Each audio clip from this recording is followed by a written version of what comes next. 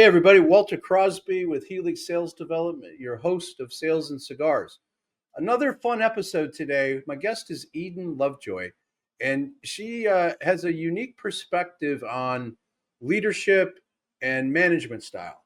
And she works with a lot of small to medium sized businesses to help them do a better job working with their employees, especially the millennials, especially the folks that are intrinsically motivated, to help them work with their employees. So Michael Gerber talked about working on your business, right? Instead of in your business.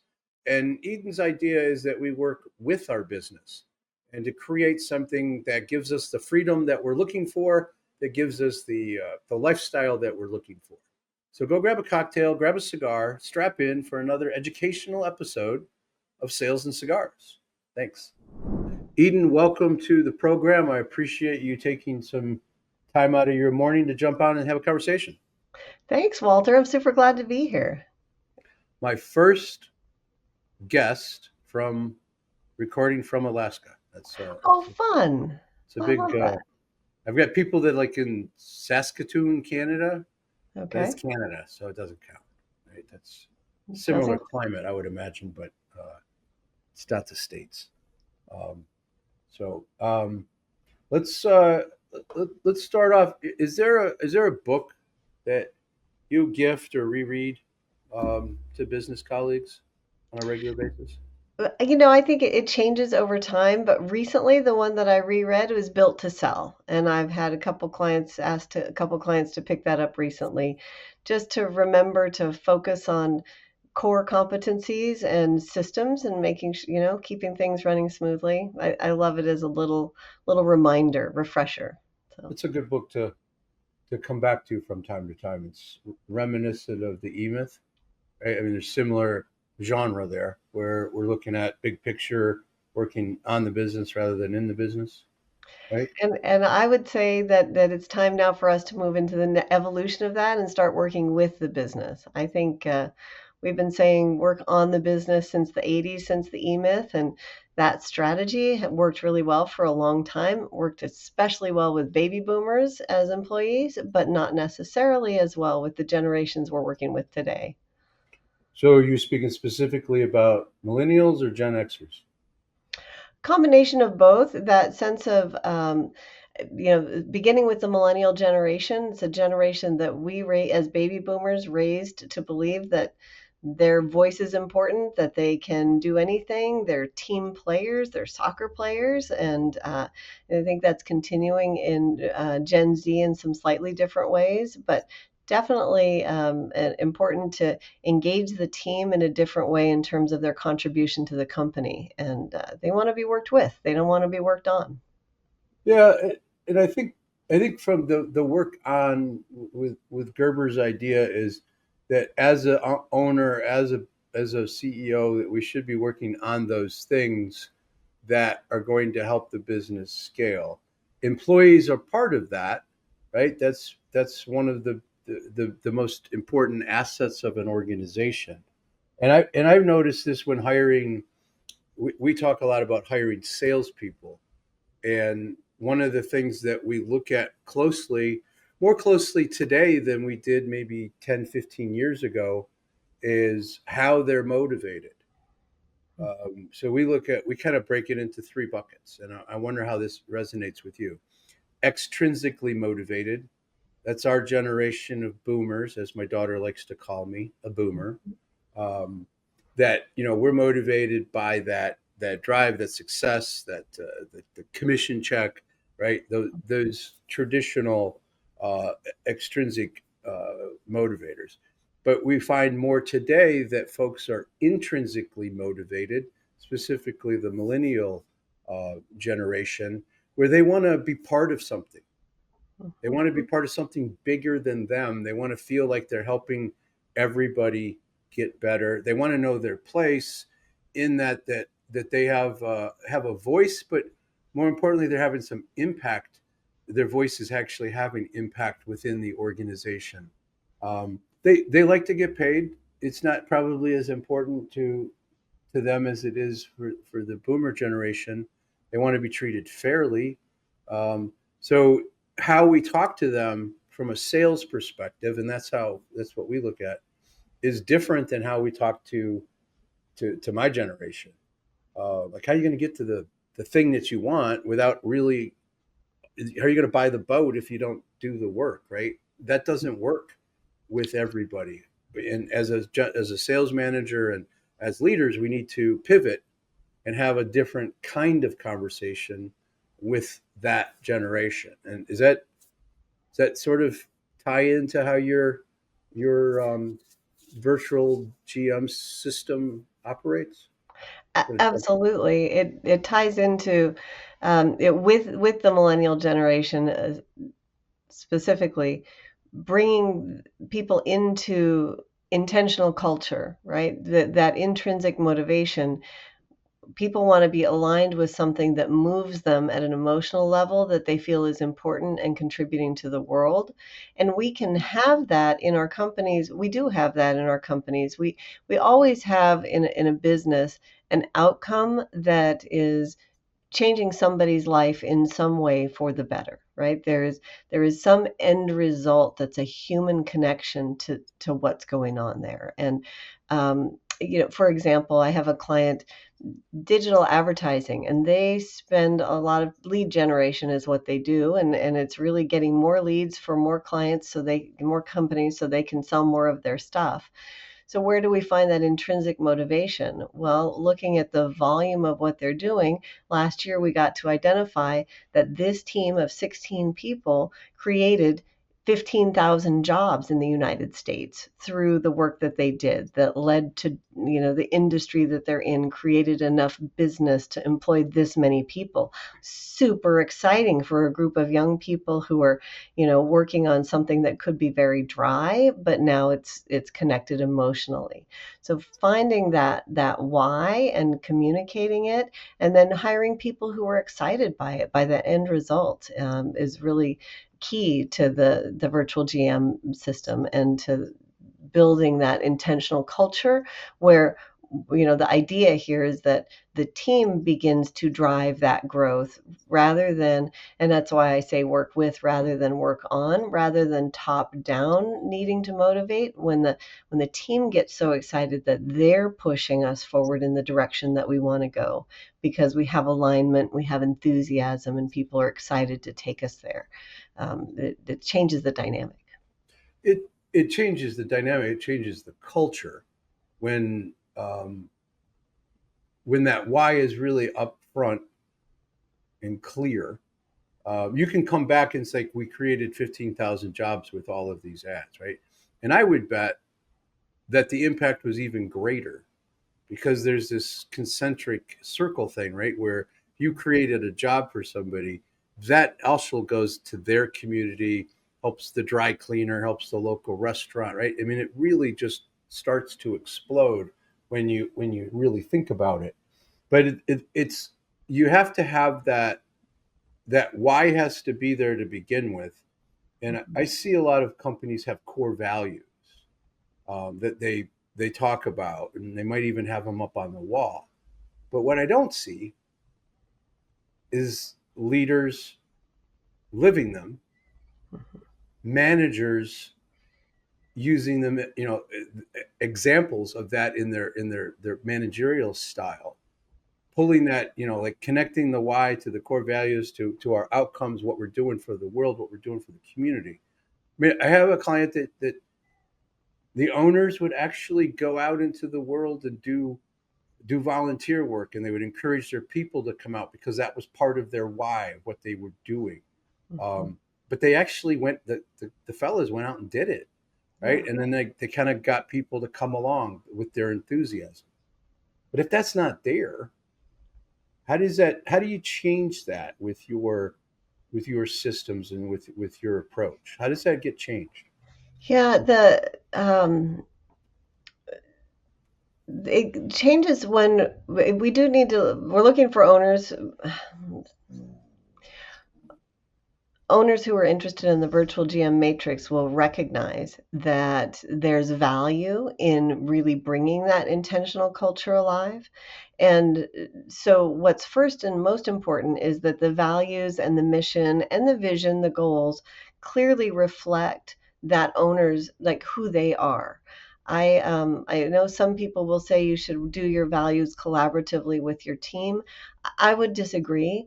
In a privately held company, the values should reflect the person who's really got the skin in the game, and then invite people to, this is who I truly am, this is who we truly are. And when we're doing that, then it becomes almost automatic to demonstrate who we truly are. I, Because it's I authentic, Because right? it's authentic, exactly. And that's the only thing that's really interesting, right? Is authentic human beings. So okay, so you're helping me navigate this. Um, so if our core values are, for lack of a better word, I'm a simple guy, made up Hmm. because it sounds good, or we've involved people that aren't, like you said, that it's not the founder, it's not the principles of the organization. They're not driving these core values, so it's going to be harder for them to live it. It's going to be harder for them to have that authentic behavior, because if it's Exactly. normal, then it's normal.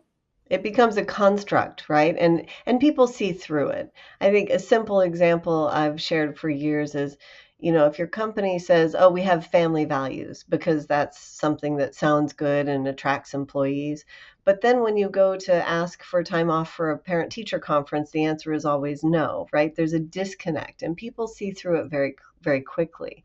So, I mean, I've encouraged, if who you are as an owner is somebody who's directive and specific, and you really just want people to, who are willing to do the work that you direct them to do and not be in a question, be clear about it. Because there are people out there who want that job, right? They don't want to take any work home at the end of the day. They don't want any accountability. They'll just do what they're told. Okay, cool. I mean, it's not very common, and I wouldn't recommend it. But if that's who you are, tell the truth and attract the right people to that, so that there's alignment. And then we're connecting, yeah, on a So human. a lot of it is just being honest with yourself as that principle, um, and then thinking about what it is you're trying to build. And I would think there's another component there, and you tell me if I'm wrong. That what are we really good at as the owner, the principal, the whatever we're going to call this entrepreneur? Mhm. Like, I really enjoy this part of the business, and I don't understand this part. The I love the creative part, and I hate the finance part of it. I love the sales part, but I hate the operations part. Um, I don't like the compliance part, right? So Yeah. if they're honest with themselves, they're creating the right values, but then they're also realizing I need to surround myself with smart people that have my values in these other areas. Is that part of this process? Exactly. So once we identify the core mission and values, like why we're here and how we're going to behave, who we are, attracting people to that, and then looking at the next piece that I do with clients is look at the organizational chart, right? And um, a lot of owners think that they have to be in operations because that's their role, because they're the owner of the company. And I work with small to mid-sized growth companies, and they've grown up around an owner who's been in that operational space, because they just assume they have to do that, or they have to hire a general manager to do that, when in fact you can build those skill sets in a leadership team that supports you as the owner in living the life you want, and keeps your business running the way that you intend. But you do have to get honest, and it's funny, when I do an org chart, I will identify like all the different hats that an owner's wearing, and I'm sure you've seen it, Walter, where a person is, it's one person and they're in all of those areas, and it creates confusion. You've got everybody coming to you for everything instead of like having good structure around you. And it's funny because even as you grow and hire more people, you just end up getting more burdened, because you don't know how to build that system of trusted delegation to turn over those things that you don't really like to do, and have good feedback loops to make sure that everything's going well. So we just need to bring some structural organization to that. Well, there's a structure part of it, but there's also the owner, and I see this with a different client that pops into my head. They want to help, and Mhm. they want to be engaged with their people, their employees, right, and their team. They want to empower them, but they realize they disempower them. They don't realize they disempower their people when they tell them exactly how to do something, Yeah. and they give them step by step instructions. We all need SOPs, but sometimes you need somebody to say, this is the outcome we want. How would you do that? I'm Mhm. happy to talk it through with you, but like, come up with a plan for yourself. I mean, I used to tell my ops manager, I don't want to hear about the problem until you've sourced a solution. I might not agree with your solution, but I want you to have thought it all the way through. And I could tell you probably 9 times out of 10, they were right. They were right where they needed to be. And we just needed to tweak some things that they didn't have optics on. Mhm. But they felt so much more empowered. It's like, that's great. Go make it happen. Right? What do you need from me? I need you to get out of my way. Okay, I'll Yeah. do it. Yeah. It frees me up to not worry about, as an owner, to not worry about that thing. We had an ability to check in, and there were certain parameters in place.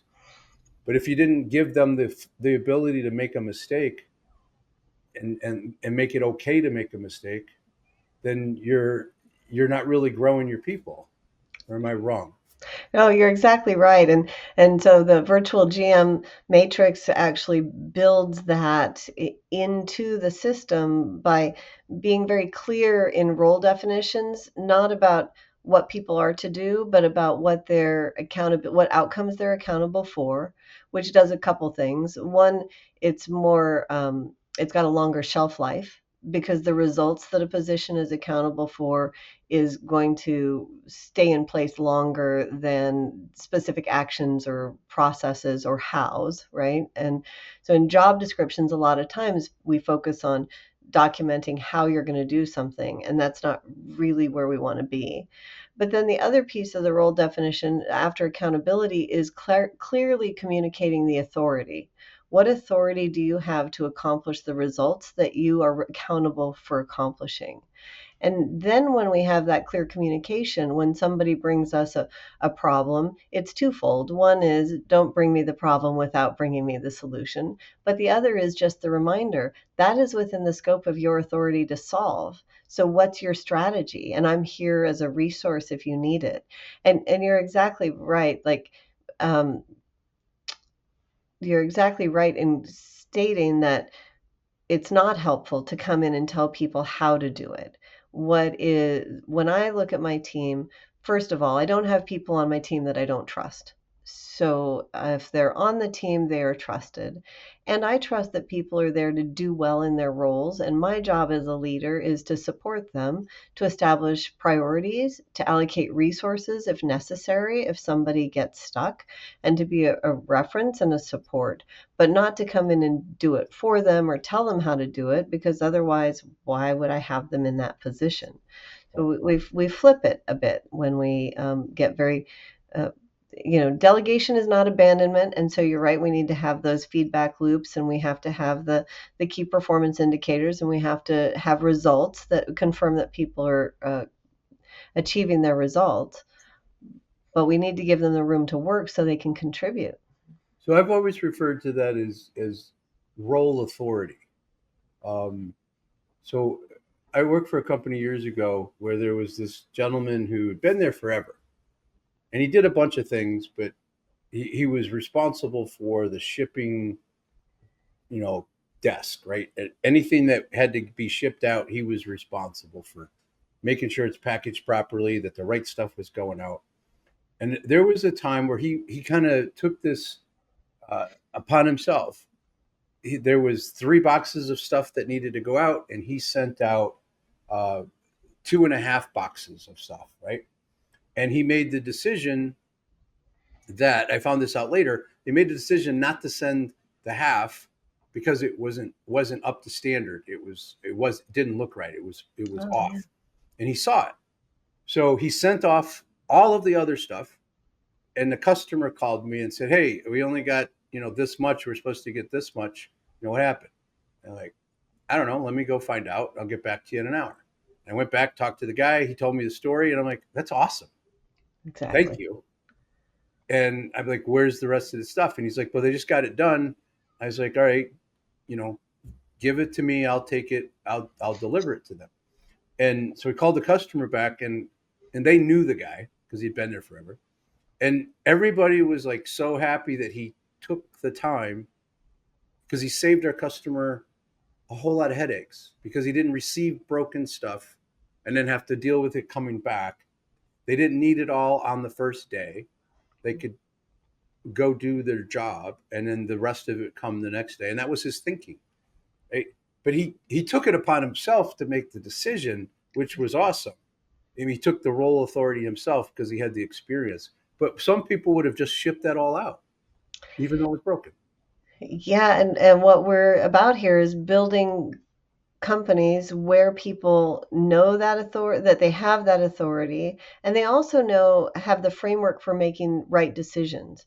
So in my world, if an employee makes a decision that's not exactly the decision I would have made, and I ask them what's going on, and they say, I mean, in that instance, that fellow made a great decision, and the only coaching moment would have been great if you threw a note in the box to say, hey, these other three things are being remanufactured to meet your specifications, but they'll be here shortly, right? That's maybe the only little miss there. Sure. So there's a coaching moment. Or tell But me. yeah, exactly. And but if sometimes employees make decisions that are not the decision we would make, and then we need to be in that conversation. But I'll tell you, if they say to me, I thought about our mission and the outcome we're after, and I looked at these three values and the goals that we had for this quarter, and so in my mind, this was the decision that made the most sense. Like, okay, now we're in a productive conversation. Yes. I'm not trying to correct you. I need to just share with you, oh, the piece that you were missing was this other value needed to be considered as well, or whatever that is, right? We frame the conversation so that they can learn even better how to implement what the same decision that we would have made in our absence. And And we it's still a build that positive in. conversation. It's still Exactly. positive. High I would, value led companies give us the opportunity to move out of oppositional conversations and into, let's get on the same side of the table and look at our framework here and see how we could support that better. And that's way more fun. yeah, and what was interesting was with the gentleman who did the shipping thing, the that customer, it was a couple of weeks later, he showed up at the office and brought this guy, I don't know, we call it swag, right? Yeah. A hat and a sweatshirt from the company that was our customer. Just brought him, like, hey, you did us a solid, you helped us out here, thank you, and here's a couple of hats and sweatshirt. That was and that made him feel good, and it wasn't requested or anything. But I'm curious if you. This is something that I used to do. I had employees who were, 15, $16 an hour folks that had an important role, but they weren't managerial, right? They were more doers. Mhm. And I would tell them on their very first day, you're going to make mistakes, and that is okay. Yeah. We expect it because we're not perfect at training our employees, right? So we kind of took the heat. Um, and what we're going to do is when something doesn't work out quite the way we wanted it to, one of us is going to come to you and say, hey, this didn't work out. When you made this decision, can you explain to me, walk me through your process? And I never expected them to talk about values and things. I just expected them to tell me A, B, C. And if Mhm. they told me that, it's like, okay, I screwed up. We didn't train you on that one thing. What if I told you that this was the piece that you're missing? Like, oh, I wouldn't have made that decision. I would have went over here, right? And then they're on track. Um, but what I would also add to them, and this is where I was looking for your opinion, if you do something that doesn't get us the result, and I come to you and I ask you the question, hey, why'd you make this decision? You go, I don't know. Mm. That I have a problem with because it means to me that you don't care. And if you don't care, then I probably can't coach you and help you see where the challenge is. And if I can't coach you and help you see that, I probably don't need you. Mhm. Um, so mistakes are cool. I get it. We're going to do them. We try not to do the same ones over and over. Um, but even that's okay sometimes because there's nuances. But so, I mean, I would let them know that on day one, right? They fill out all their paperwork, sign the papers and everything. And I would be like, I was their first conversation. And then the operations manager would tell them the same thing. Everybody else would tell them the same thing. It's cool to make mistakes, but at least understand why you did it. So am I setting them up for failure or um, is that is that too in the face? I'm just kind of curious your thoughts. Well, I think that's setting them up for success. Like we recognize that there's a learning curve here. I think you might, so two things in dealing with intrinsically motivated people and dealing with the Gen Z generation that's coming up with a real difficulty, a real challenge being in difficult conversations. That seems right. We're Mhm. finding employees who just want to avoid a conversation where somebody might be unhappy, and so I think in today's market, in that conversation, you would maybe add a couple of thoughts, which is want you to be considering the values and the mission and your accountability and scope when you're making decisions. Like here's your framework to test your thought process. And we'll get to talk more about that as you go forward. But then also to recognize when a mistake happens, it's very important in our culture that we talk through it and learn through it so that we can continue to improve because we've got to build in continuous improvement and people do need to be involved in that. And if someone's not willing to be involved in that and it's just, I don't know, I'm just doing stuff and I did that and whatever, then the flip side of building intentional culture in your company is you very quickly identify people who don't want to play and they're probably not a right fit. Yeah. What was interesting in that environment I'm thinking of is the rest of the team policed that. Exactly. I didn't have to. Once I did, but most of the time, the rest of the team, hey, why'd you do it that way? Well, okay, let me show you a trick how to do that, right? And they would help each other.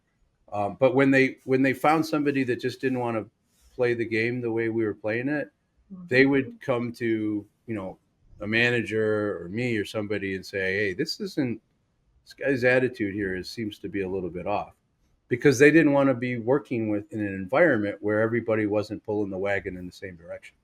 Um, Exactly. Yeah. which I think it then becomes our responsibility to weed out those folks relatively quick. Give them a shot, right? If you've hired somebody, you need to give them a shot. But if they don't want to, you know, jump on board, then you owe it to the rest of your team to to solve that problem.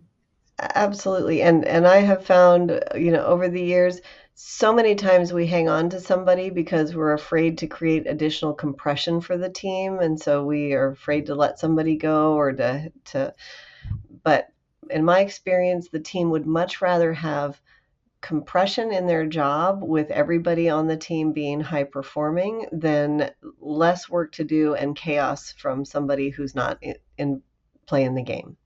Yeah, So that we refer to in sales is once we start to accept mediocrity, the performers start to question why they're working so hard, exactly. especially the ones that are intrinsically motivated. So we've talked a bit. We've talked a lot around what you do and why you do it. But can you kind of address for the audience, like how what it looks like to work with you, what that process might look like, and then how to get a hold of you to learn more about this? So you've got a unique approach here that I think people in my audience would be open to understanding and learning. Thank you, Walter. I love what I do and I love to do it with people. I love to support business owners and living a life they want, running a business that they love. So, first thing is that I want to make it easy for people to get a hold of me and to understand the matrix and the work that I do. So, freebusinessbook.com, and I will send you a free copy of my book, Activate Your Virtual GM, which is, the description and the explanation and the process of the virtual GM matrix. So that's my gift to anyone on the show, a listener to the show today. And what it looks like to work with me is, I'll give you the information to implement yourself. I'm happy to do that. I'll give you the book and some action plans and tools, or we can fast track getting started. I have found over the years that as much as the mission and the values are definitely personal to the owner, it's harder to articulate for ourselves our own mission and values to communicate that. So a real fast track way to get started with me is to let me meet you and write those for you. And that's maybe if I have a superpower, it would be the ability to hear a person's mission and values in just a brief conversation. So I offer a fast track package to get started and begin building that intentional culture right away. And you can learn more about that too at freebusinessbook.com. Awesome. So we'll have that in the show notes for anybody that wants to do a little research and engage with Eden. Appreciate that.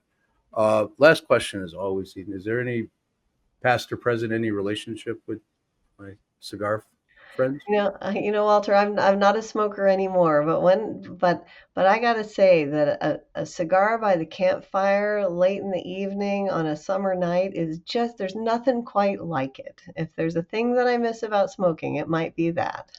Hmm. Okay. Well, it's still a social thing for a lot of folks, right? To have that, or was it by yourself?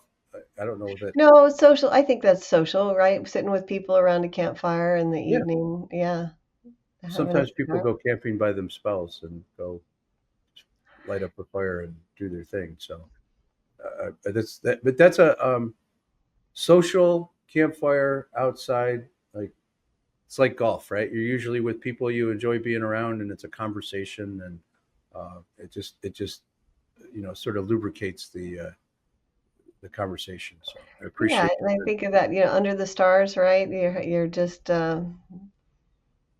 it's a nice Exactly. reflective way to be in conversation with people that you care about. Awesome. All right, so folks, I would encourage you to jump on that link in the show notes.